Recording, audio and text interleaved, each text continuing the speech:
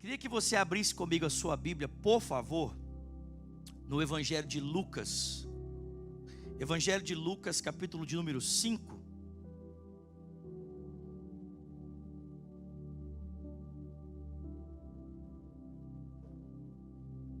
Lucas capítulo 5, a partir do versículo de número 1. Lucas 5, versículo 1.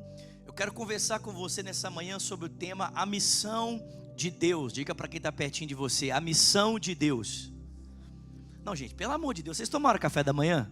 Quem tomou café da manhã aqui? Em nome de Jesus, levanta a mão. Quem não tomou café da manhã, seja abastecido com o pão do céu agora. Aleluia, amém? Fala comigo: a missão de Deus. Abre essa boca, crente, tira o pentecostal que está aí dentro escondido, amém? E fala: a missão de Deus. Isso, agora sim. Lucas 5, versículo 1 diz: certo dia Jesus estava perto do lago de Genezaré, também conhecido como Mar da Galileia, ou lago de Tiberíades, e uma multidão o comprimia de todos os lados para ouvir a palavra de Deus. Ele viu à beira do lago 2 barcos, deixados ali pelos pescadores que estavam lavando as suas redes. Entrou em um dos barcos, o que pertencia a Simão, e pediu-lhe que afastasse um pouco da praia. E então sentou-se do barco, ele ensinava ao povo, e tendo acabado de falar, disse a Simão: vá para onde as águas são mais fundas, e a todos lancem as redes para a pesca.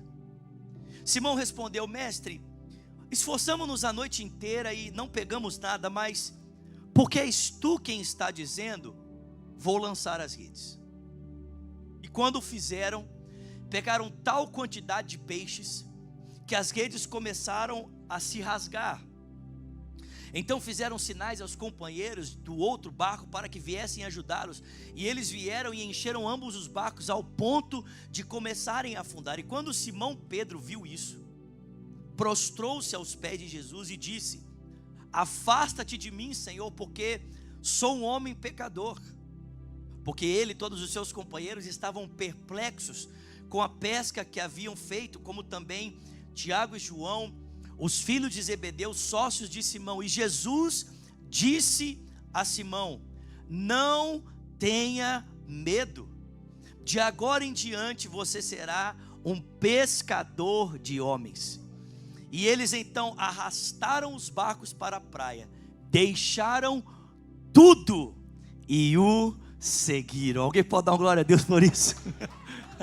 Senhor, essa é a tua palavra, fala conosco nesse dia, queremos ouvir a tua voz. Nós te pedimos: dá-nos olhos para ver, ouvidos para ouvir, e um coração sensível para responder a cada palavra que o teu Espírito deseja falar ao nosso coração. Ao pregador desta manhã, conceda-lhe graça, para que no abrir da sua boca, somente a palavra do Senhor seja ouvida e nenhuma outra. É o que nós oramos e te agradecemos em o nome de Jesus. E quem crê, diga. Irmãos, o livro de Lucas fala para nós a respeito da missão de Deus, a maneira como Deus está agindo na história humana, com a finalidade de resgatar os homens, trazer os homens de volta para Ele. E é óbvio que essa missão, em primeiro lugar, é protagonizada pelo próprio Deus. É isso que Lucas vai mostrar para nós. Desde os primeiros capítulos, essa missão de resgate do próprio Deus é protagonizada por Ele mesmo, através do seu Filho. Deus está chamando os homens de volta para Ele, não apenas através de um instrumento, mas Ele mesmo se fez carne, habitou entre nós, e por meio do seu Filho encarnado, o próprio Pai está chamando os homens de volta para Ele, amém, queridos? Porque ninguém pode fazer a missão de Deus, senão o próprio Deus. Ninguém pode fazer a obra de Deus, senão o próprio Deus. É por isso que a missão de Deus é protagonizada pelo próprio Deus. Ele é o personagem central dessa série, amém, queridos? O personagem central desse filme, chamado A Missão de Deus, é o Senhor Jesus Cristo. Mas quando nós chegamos no capítulo 5, apesar de nós percebermos que a missão de Deus é protagonizada pelo próprio Deus, Deus deseja nos inserir nessa história, amém, irmãos? Não como personagens centrais, mas como coadjuvantes, amém, queridos? Como partes desse enredo, Deus deseja nos inserir na história dele, e é isso que nós estamos vendo. Apesar da história de Deus ser protagonizada por Jesus, Jesus está chamando 12 homens para que esses 12 homens possam participar daquilo que Deus estava fazendo na região da Galileia, da Judéia e em Israel naqueles dias. E eu tenho uma boa notícia para você: a missão de Deus ainda continua a ser escrita nos nossos dias, e Deus continua a escrever a missão dele por intermédio da ação do seu Espírito Santo. Alguém pode dar glória a Deus por isso? Só que da mesma forma como Jesus desejava usar pessoas para estarem ao lado dele fazendo parte da missão de Deus, o Espírito de Deus também deseja usar pessoas nesses dias para estarem ao lado dele fazendo parte daquilo que Deus está escrevendo. E eu não sei se você percebe, mas há uma parte da história de Deus que está sendo escrita na cidade de Framingham, há uma parte da história de Deus que está sendo escrita no estado de Massachusetts, e Deus deseja usar você para fazer parte dessa história.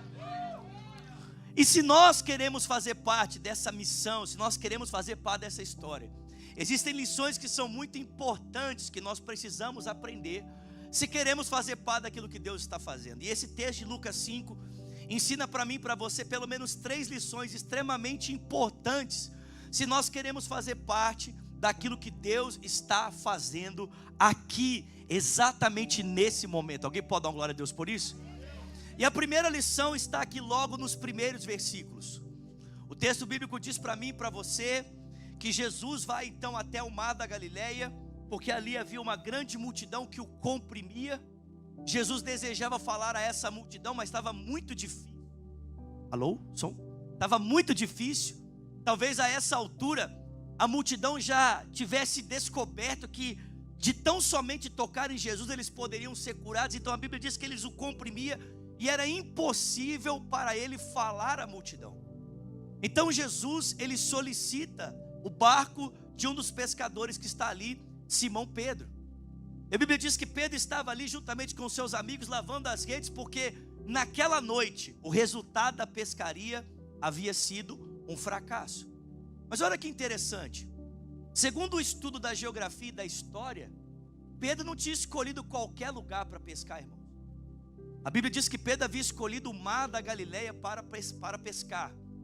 Esse rio, na verdade, de águas que são águas doces, era nessa época o lugar de maior quantidade e maior variedade de peixes. Ele tem aproximadamente 10 quilômetros de extensão e, se eu não me engano, 20 quilômetros de comprimento. Ele é muito grande. Eu estive lá o ano passado. E Pedro, quando ele foi escolher um lugar para realizar a sua pescaria, ele não escolheu qualquer lugar. Ele escolheu o melhor lugar que existia no seu tempo, o lugar mais rico em quantidade e variedade de peixes. Os estudiosos acreditam que na época de Simão Pedro, esse lugar era chamado do próprio paraíso, o próprio jardim do Éden para a pescaria, devido à quantidade e à variedade. Então Pedro escolheu o que nós costumamos chamar de o lugar certo. Concorda comigo? O lugar com mais quantidade e maior variedade.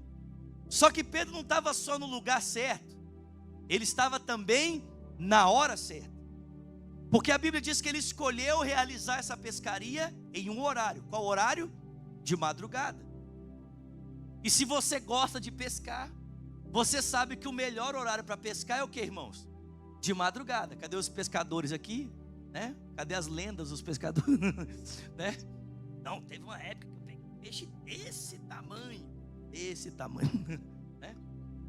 O Pedro escolheu a madrugada. E você sabe por que normalmente os pescadores gostam de pescar de madrugada? Sabe por quê?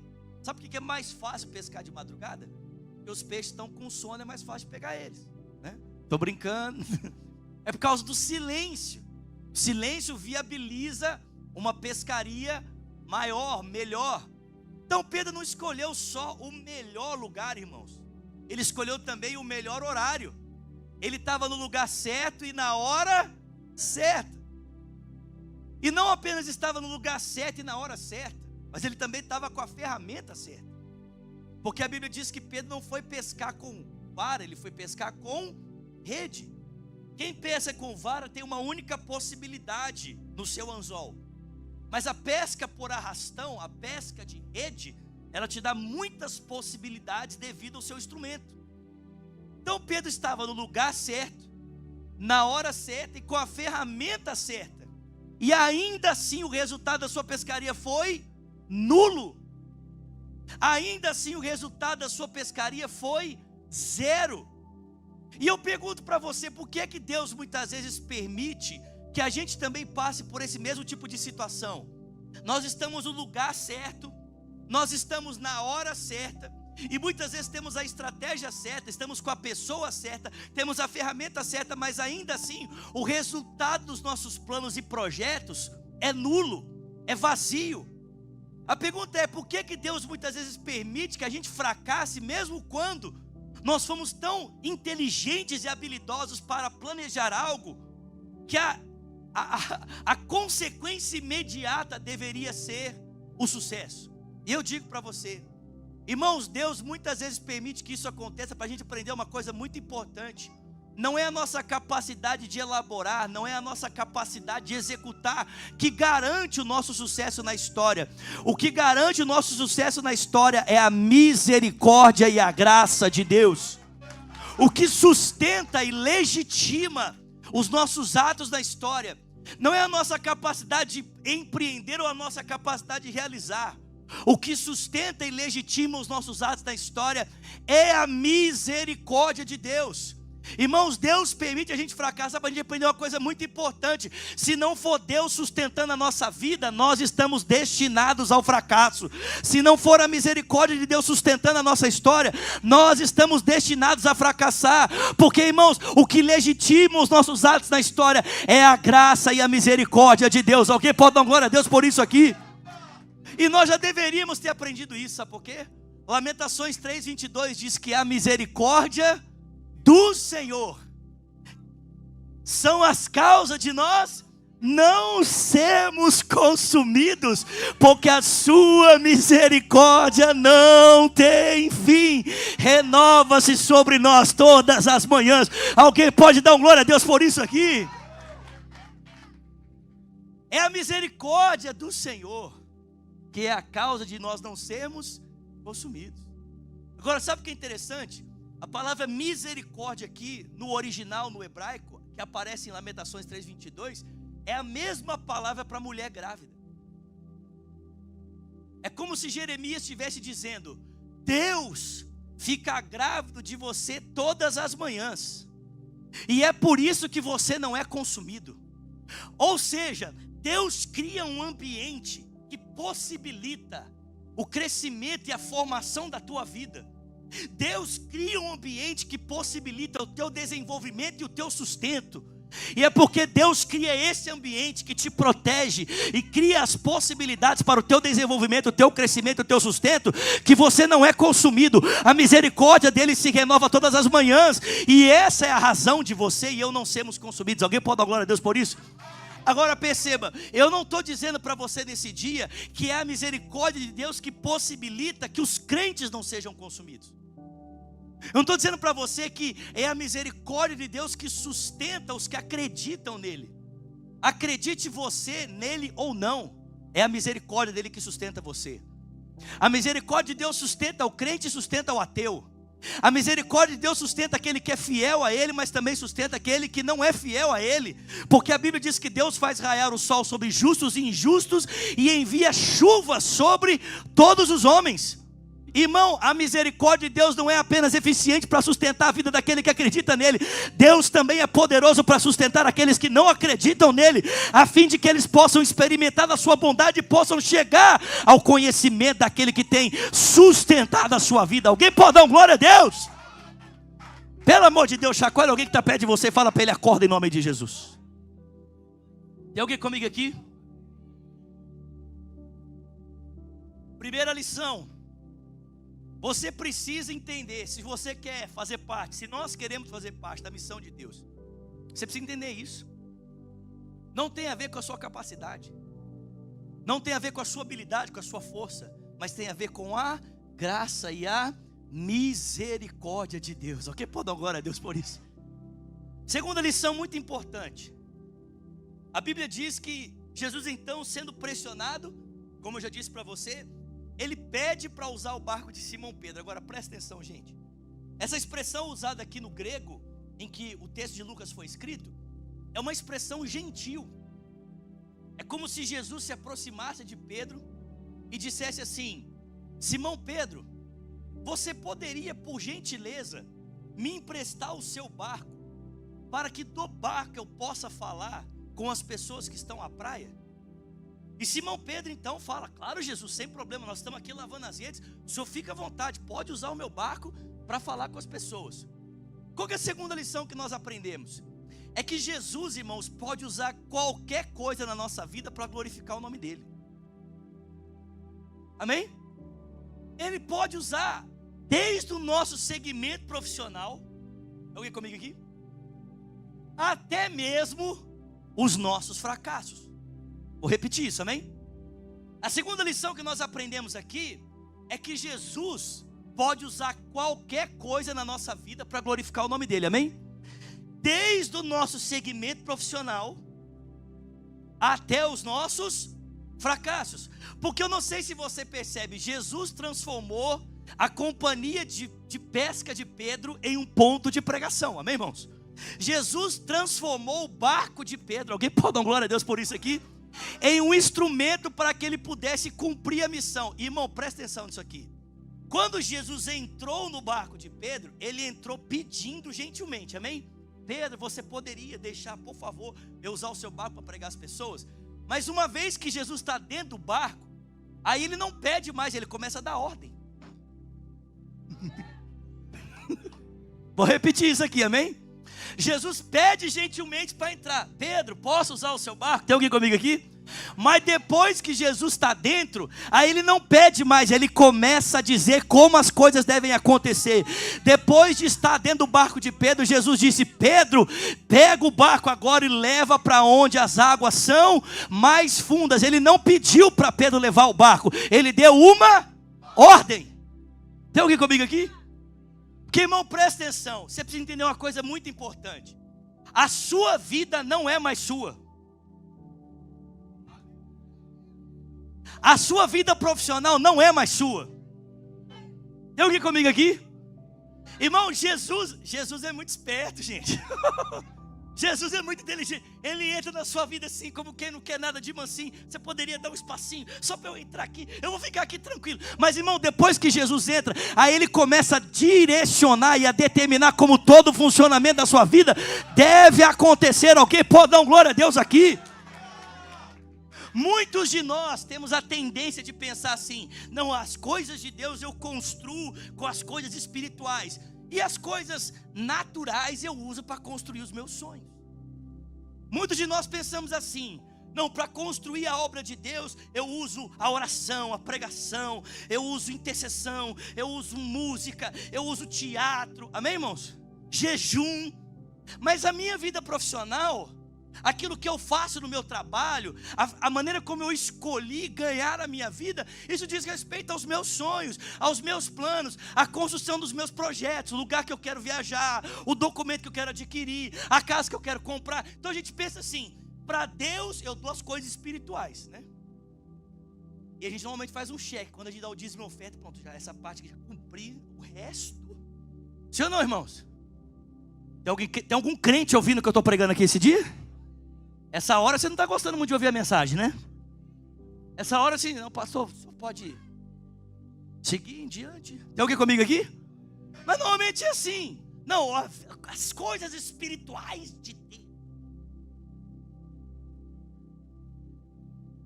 Mas as coisas naturais, aí eu uso para construir os meus sonhos. Deixa eu dizer uma coisa para você. Depois que Jesus entrou na sua vida, tudo gira em função dele, tudo tem a ver com ele, é dele, por ele, para ele que são todas as coisas, e a glória serve a ele para sempre.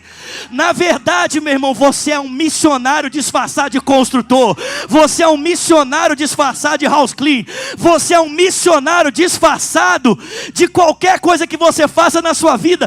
O centro do teu trabalho não é o ganho teu profissional, o centro do teu trabalho é a glória de Jesus. É como Jesus pode ser glorificado com aquilo que você tem feito. Alguém pode dar uma glória a Deus aqui? Dá um glória a Deus em nome de Jesus. Chacoalha o seu irmão e fala para ele: acorda! Aleluia! Eu não vim aqui para brincar. Quem conhece esse vídeo sabe o que eu falei, né? Irmão, entende, quem vê entenda.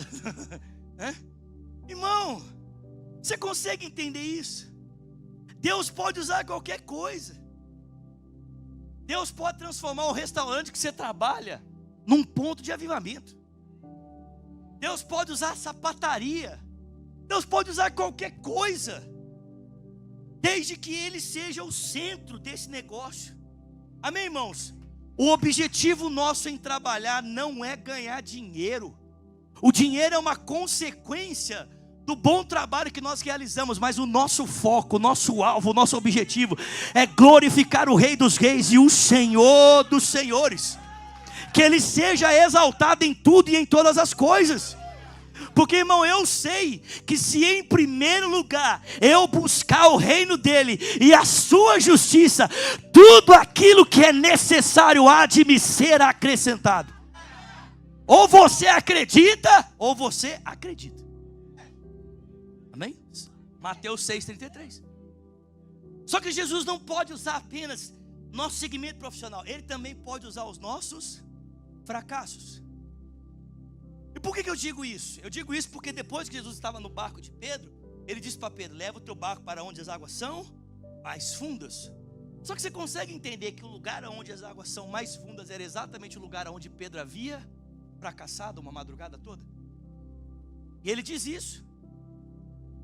Quando eles chegam ali, nesse lugar onde as águas são mais fundas, Jesus vira para Pedro e diz: Pedro, agora pega a tua rede e lança do outro lado. Pedro olha para Jesus e ele diz: mestre, eu já estive nesse lugar.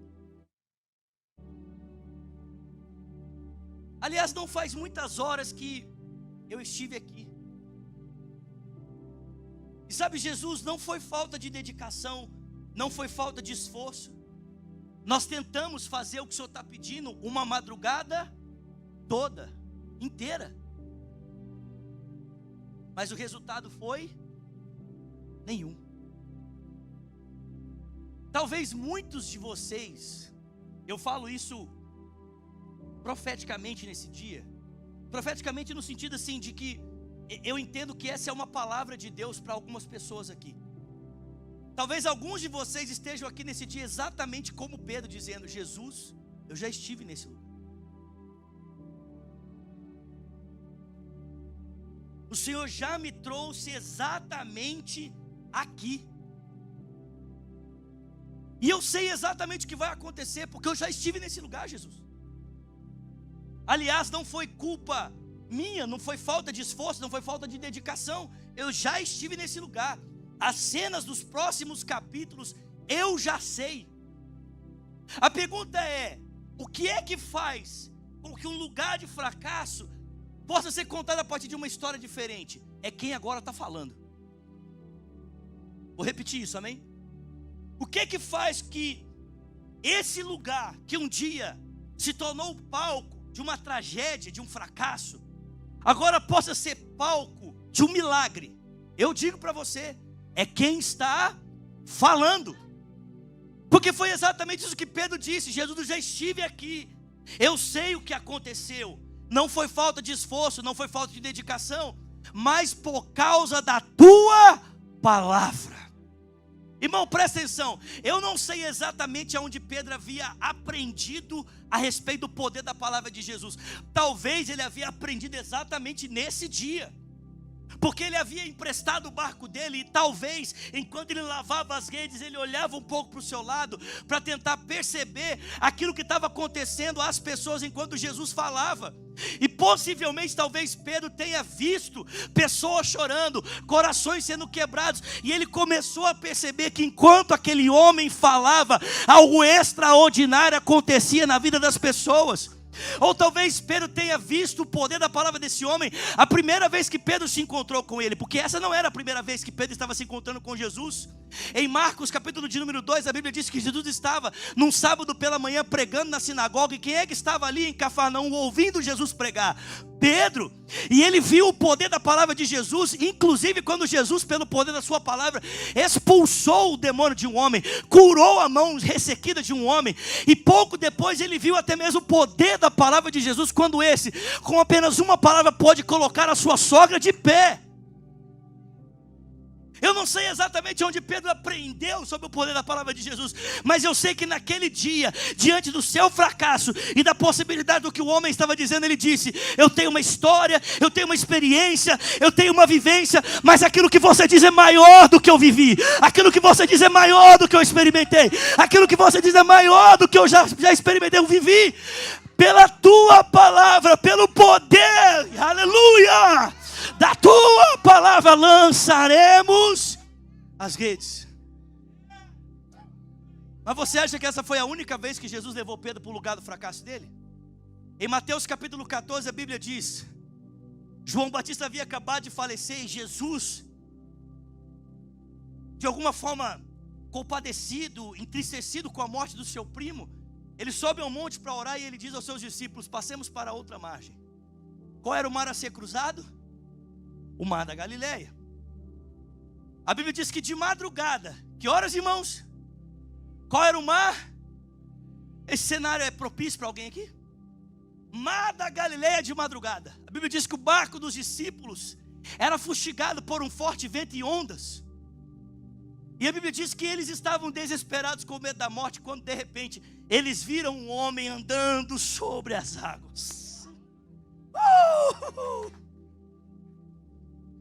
A princípio eles pensaram que era um fantasma, começaram a gritar, mas do outro lado ouviram um homem dizer: não temas.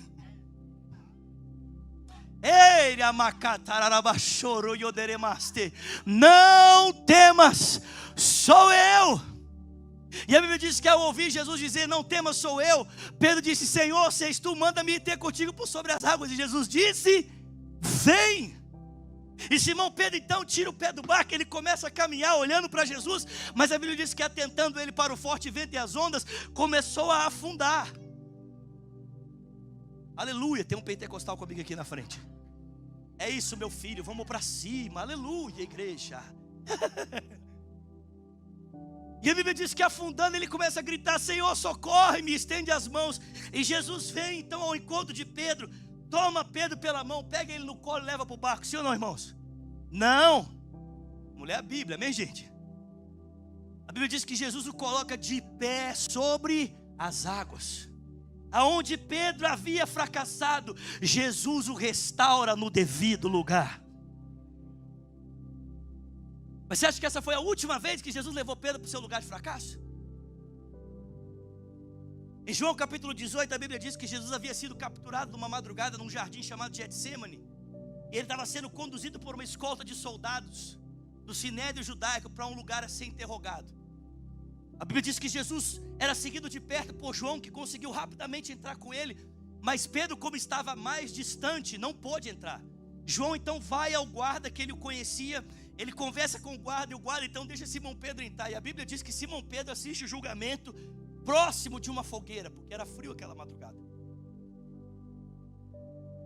A Bíblia diz que quando o julgamento acaba, Pedro vê o homem que ele havia seguido por 3 anos e meio, ser condenado à morte. E Pedro então fica ali escondido, próximo à fogueira para se esquentar.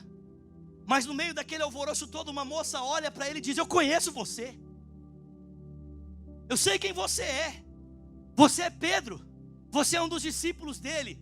E a Bíblia diz que Pedro olha para aquela mulher e ele diz: eu não o conheço. Onde é que Pedro estava a primeira vez que ele foi interrogado, irmãos? Junto de uma fogueira. Ele é interrogado a segunda vez, ele é interrogado a terceira vez, as 3 vezes ele nega Jesus. E João vai dizer que no último momento, os olhos de Cristo se cruzam com os olhos de Pedro. E Pedro possivelmente vê compaixão naqueles olhos e não julgamento. Jesus sabia. E Pedro, profundamente entristecido, ele sai. E ele vai chorar amargamente. Passam-se 3 dias, a pedra do sepulcro rola de dentro para fora. O rabino da Galileia ressuscita de dentre os mortos. Alguém pode dar glória a Deus por isso? O nosso Senhor, o nosso Redentor. E ao se encontrar com as mulheres que estavam à porta do sepulcro para embalsamar, para ungir o seu corpo, Jesus diz a elas: vão aos meus discípulos e diga que eu vou encontrá-los na Galileia. Diz também a Simão Pedro. Por que também a Simão Pedro? Porque possivelmente diante da traição, Pedro não se considerava mais apto para ser discípulo, digno para ser discípulo.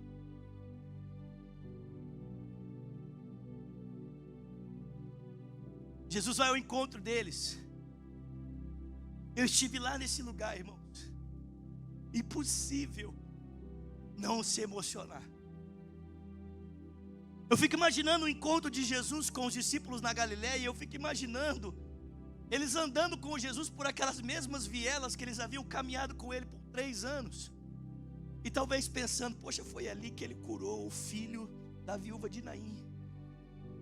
Foi aqui que ele curou a sogra de Pedro. Foi naquela viela que ele curou a mulher do fluxo de sangue. E poucos quilômetros depois, ele ressuscitou a filha de Jairo. Eu fico imaginando os discípulos vendo isso e sendo ali impactados com a presença do Mestre. Mas a Bíblia diz que desses 40 dias que Jesus permaneceu com eles, houve um pequeno momento em que Jesus desapareceu. Ele foi encontrar-se com os discípulos indo para Emaús, permaneceu com eles 40 dias, e nós não sabemos exatamente aonde Jesus estava. E aí, nesse período em que depois de aparecer a eles, Jesus parece que some, Pedro tem uma brilhante ideia. Qual é a ideia de Pedro? Vamos pescar.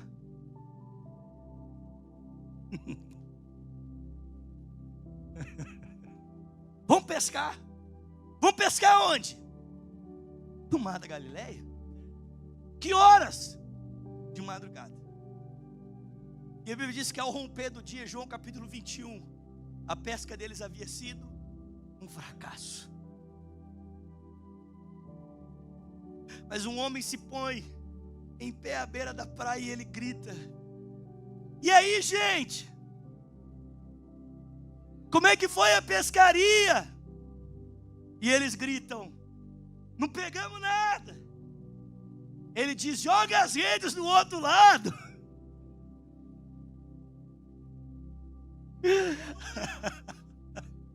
E a Bíblia diz que quando eles jogam as redes começam a se encher de peixe. Mas diferente da primeira pesca milagrosa, agora as redes não se rompem mais. Mas João, percebendo aquilo, ele vira para Pedro e diz: Pedro, é o Senhor. Pedro pega sua roupa, pula no mar e ele começa a nadar. E ele vem ao encontro de Jesus. E quando ele chega na praia, a Bíblia diz que já tem pão e peixe assado esperando. Eles sentam para comer, eles comem.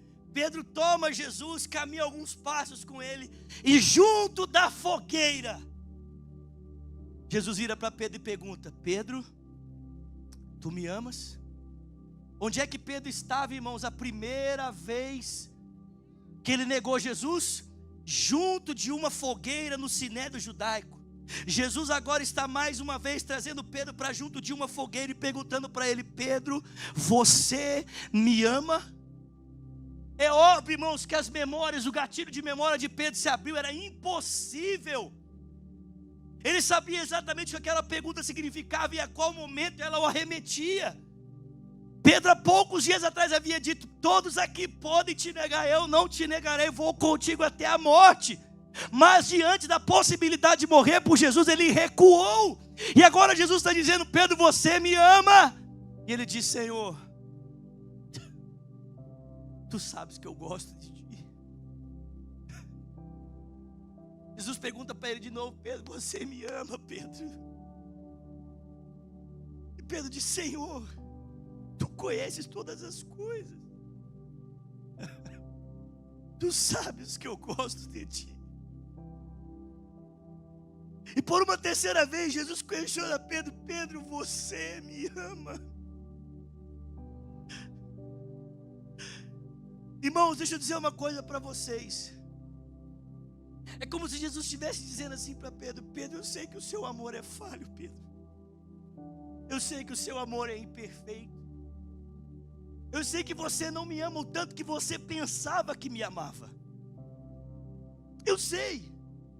Mas sabe de uma coisa, Pedro? Eu não estou querendo esperar o seu amor ser perfeito para começar alguma coisa com você. Eu quero começar com você de onde você pode me amar. Você pode me amar a partir daqui. Esse é o amor que você pode me dar. Então não tem problema, Pedro. É daqui que nós vamos começar. Eu vou tomar na sua mão e eu vou começar a caminhar com você a partir do amor que você tem para oferecer. Porque quando você me amar de verdade, então você vai poder cuidar das minhas ovelhas. Quando você me amar genuinamente, então eu vou poder confiar o meu rebanho nas suas mãos. Jesus fala para ele: hoje você é jovem, seguia pelo seu próprio caminho, mas quando você for velho, um vai tomar você pela mão e vai levar você para ser crucificado. E, irmãos, todos sabem a história da igreja. No ano 65, se eu não me engano, depois de Cristo, o imperador Nero foi à captura de Pedro e o tomou, o prendeu, e como um homem velho ele foi levado pela mão. E a história conta que diante dele havia uma cruz posta para que ele desse a sua vida. Nero diz: e se você serviu a Cristo, então vai morrer como ele. Pedro diz: eu não sou digno de ser crucificado como ele, crucifica-me de cabeça para baixo. E Pedro morre crucificado de cabeça para baixo, como um símbolo da sua fidelidade e o seu respeito ao seu Senhor. A Bíblia diz que diante dessa cena, quando Jesus se apresenta a Pedro, ele é tomado de um assombro. Quando ele vê as redes sendo cheias, o pão e o peixe, a fogueira, e tudo que estava ali acontecendo naquele momento, Pedro é tomado de um assombro. Quando ele sai do mar, a Bíblia diz que ele se prostra diante de Jesus e ele diz: afasta-te de mim, porque eu sou um pecador. Se nós queremos fazer parte da missão de Deus, irmãos, em primeiro lugar, nós precisamos entender que é a misericórdia de Deus que legitima os nossos atos da história. Segundo, nós precisamos entender que Deus está disposto a usar qualquer coisa na nossa vida para glorificar o nome dEle, desde os nossos fracassos até a nossa vida profissional. E terceiro, se nós queremos fazer parte da missão de Deus, nós precisamos ser invadidos com um profundo senso do divino. Como assim? Irmãos, naquele dia, Pedro ele não sabia exatamente o que estava acontecendo ainda. A relação dele com Jesus teria muitos anos ainda para acontecer. Mas de alguma forma ele percebeu que o homem com o qual ele estava à frente não era apenas um homem, ele não era normal. Ele foi invadido de um assombro tão extraordinário. Deixa eu só pegar a toalhinha. Obrigado, Santo. Ele foi invadido de um assombro que ele não conseguia explicar. Tudo aquilo que ele estava vendo o levou até que dobrar os seus joelhos e ia dizer: olha, fica longe de mim, eu sou um pecador. Normalmente a gente pensa que diante de um milagre extraordinário como esse, a reação dos crentes vai ser celebração, sim ou não? A gente pensa assim: quando um crente vê um milagre assim extraordinário como esse, ele vai: maravilha! Mas quando Pedro vê um milagre, ele é tomado por um senso de pecaminosidade tão grande, de assombro.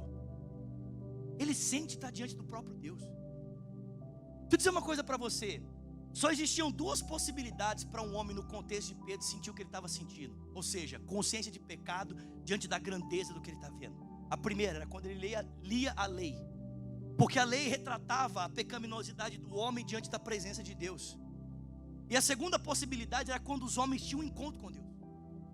Quando todos os homens do contexto do Antigo Testamento tinham um encontro com Deus, a confissão imediata era: eu sou um pecador. Olha Isaías 6. No ano em que morreu o rei Uzias, eu vi o Senhor exaltado sobre um alto e sublime trono, as orlas do seu manto enchiam o templo. Os serafins estavam por cima dele, cada um deles tinha 6 asas, com 2 cobriam o rosto, com 2 cobriam os pés, com 2 voavam, e eles rodeavam o trono de Deus, dizendo: ele é santo, santo, santo, ele é o Senhor dos exércitos, toda a terra está cheia com a sua glória. O texto diz que a casa se encheu de fumaça, os batentes e as portas se moveram com a voz do que clamava, e então eu disse: ai de mim, Eu estou perdido. O que está acontecendo com Pedro aqui nesse texto é que Pedro está sendo invadido com um senso de divindade. Ainda que ele não saiba exatamente explicar isso, mas essa é a experiência que ele está tendo diante de Jesus. Ele é mais do que um grande profeta. Ele é mais do que um santo milagreiro. Ele é o próprio Deus encarnado. Irmãos, sem isso não dá para fazer parte da missão de Jesus. Se você não entender verdadeiramente quem Ele é, não dá para fazer parte daquilo que Ele está escrevendo. Porque Jesus não pode ser para nós apenas um bom mestre da moral. Ele não pode ser para nós apenas um santo milagreiro ou um grande profeta. Se é essa toda a nossa crença a respeito de Cristo, nós estamos errados. C.S. Lewis, grande escritor da história da igreja do século XVIII, dizia: ou Jesus é tudo o que ele diz ser, ou ele é uma farsa. Ou Jesus é verdadeiramente humano e divino, o próprio Deus encarnado, ou ele é uma farsa. Irmãos, não dá para seguir o conselho moral de um homem que você não julga ser Deus. Jesus não disse a seu respeito que ele era um grande profeta. Ele não disse a seu respeito que ele era um mestre da moral. Ele disse: eu sou o caminho, eu sou a verdade, eu sou a vida, e ninguém vem ao Pai senão por mim. Em João capítulo 8, interrogado pelo sinédrio judaico, ele disse: antes que Abraão existisse, eu sou. Mas se ele não é Deus, então ele é uma farsa. Porque todas as suas alegações e toda a sua autoridade se sustentam nesse pilar da sua identidade. Ele é e por isso ele pode dizer. Ele é e por isso ele pode fazer. Ele é e por isso ele pode transformar. Ou ele é tudo isso, ou não é possível confiar nele. Eu não sei se você já foi invadido com esse senso de divindade, mas eu mais uma vez nesse dia estou sendo invadido com ele mais uma vez. Essa consciência da presença de Jesus, que leva a alma a estremecer por dentro, as lágrimas a correrem dos olhos, porque você percebe que você está diante de um relato, não de um homem capaz de fazer milagres, mas você está diante de um homem que é o verdadeiro Deus encarnado, Deus de Deus, luz de luz, aquele que veio para realizar a missão de Deus e trazer os homens de volta para Ele, e diante dele diz a palavra do Senhor: todo joelho se dobrará e toda língua confessará: Jesus Cristo é o Senhor, para a glória de Deus Pai.